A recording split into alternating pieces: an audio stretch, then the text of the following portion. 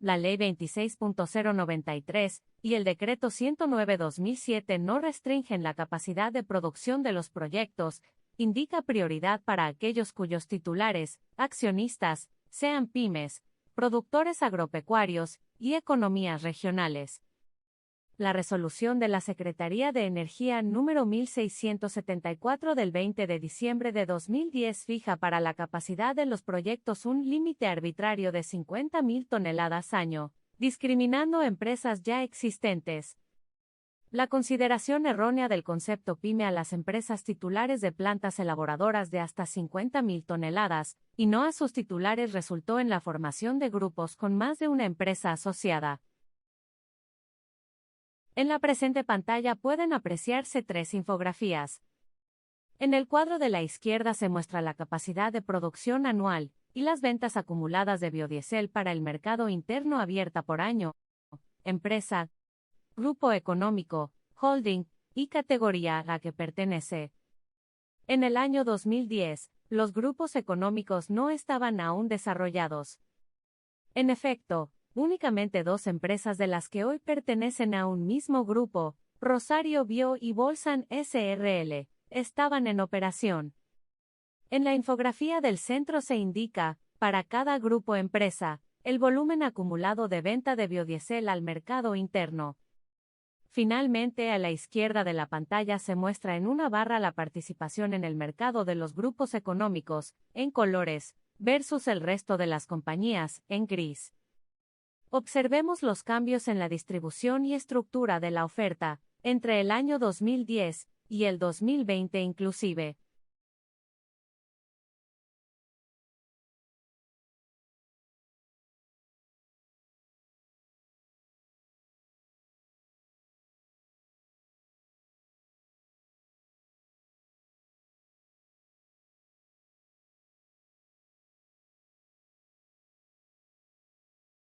Observada la evolución, queda en evidencia el surgimiento de los grupos económicos y su participación de mercado, resultado del control que ejercen sobre un total de 12 empresas. Actualmente, estos 4 grupos se alzan con el 45% del mercado interno. El artículo 21 del proyecto de ley deja sin efecto todas las disposiciones establecidas en la Ley 26.093 y toda la normativa reglamentaria de las mismas. Por lo tanto, la resolución número 1674 que fijaba, de manera arbitraria y extemporánea, en 50.000 toneladas por año la capacidad máxima de producción, queda también derogada. Sin embargo, en lugar de corregir esta distorsión presente en el mercado interno, distorsión que la propia Secretaría de Energía llevó a la Corte Suprema de la Nación, como veremos en breve, el proyecto la mantiene.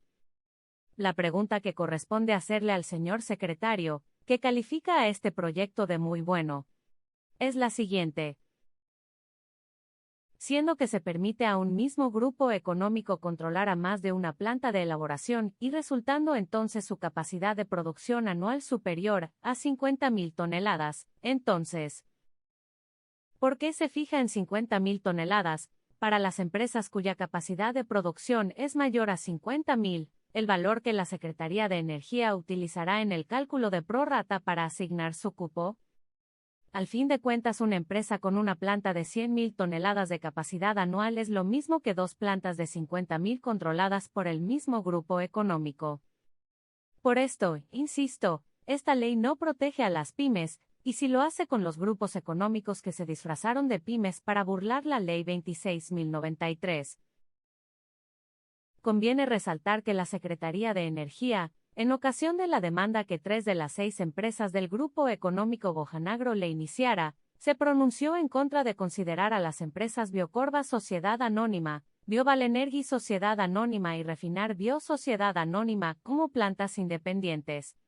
En el expediente CAF 019323/2017/1, la Corte Suprema de Justicia de la Nación sostuvo que los beneficios otorgados a las mencionadas empresas no tuvieron en cuenta, y el informe de la Unidad Ejecutiva de Monitoreo en el Acta 84 del 3 de febrero de 2017, en el que se habría expresado que las demandantes debían ser consideradas como una empresa grande no integrada, debido a que conformaban un clúster productivo porque las plantas eran interdependientes y estaban situadas de manera contigua, y Biocorva Sociedad Anónima, Bioval Energy Sociedad Anónima y Refinar Bio Sociedad Anónima constituían 3 unidades productivas de biodiesel, de las cuales una de ellas, Biocorva Sociedad Anónima, además de elaborar su propio biodiesel, brindaba a las restantes diversos servicios necesarios para que éstas pudieran, a su vez, llevar adelante la elaboración y posterior comercialización de sus propios productos. El proyecto de ley, que el señor secretario calificó de muy bueno, en lugar de introducir los cambios necesarios para que las empresas mencionadas reciban el cupo que la Secretaría sostiene, es el que les corresponde, hace borrón y cuenta nueva. Conclusión: el proyecto de ley no protege a las pymes.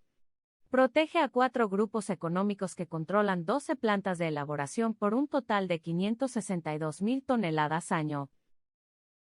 En lo que a defensa del consumidor argentino se refiere, vayamos a los hechos. En la presente pantalla se muestran 5 gráficos. 3 en la parte superior y 2 en la inferior. Los primeros grafican la evolución, desde 2010 a la fecha, del precio del biodiesel en Estados Unidos, en Europa y en Argentina respectivamente. El promedio del precio del biodiesel argentino desde el inicio del régimen de promoción hasta la fecha fue de $852 por tonelada. Para el mismo periodo el promedio del precio del biodiesel comercializado en Estados Unidos y en Europa fue de $978 por tonelada y $983 por tonelada respectivamente. En resumen, los argentinos pagamos por el biodiesel que consumimos $126 por tonelada y $131 por tonelada menos que lo que pagaron el consumidor norteamericano y el europeo. Hace pocos días, el 20 de abril de 2021, se publicaron los resultados de la licitación número 79 del programa Renova Bio, Brasil. El volumen adjudicado para el periodo mayo-junio de 2021 fue de 924.000 toneladas a un precio promedio de $1.200 por tonelada. Mientras esto sucede en nuestro socio en el Mercosur, la industria argentina de biodiesel está parada desde abril.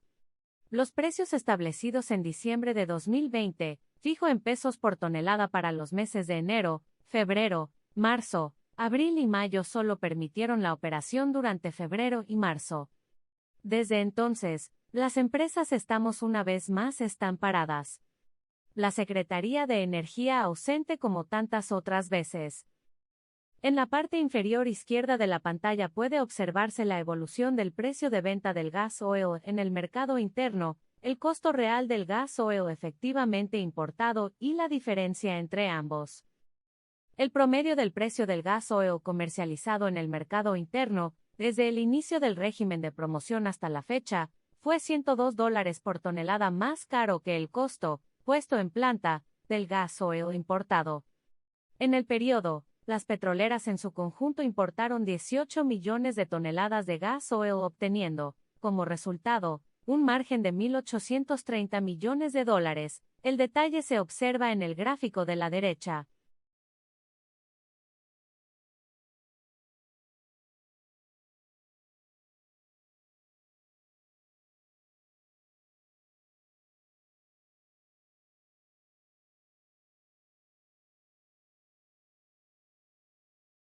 Volvamos sobre el resumen realizado por el señor secretario, y con base en los hechos presentados, evaluemos su veracidad.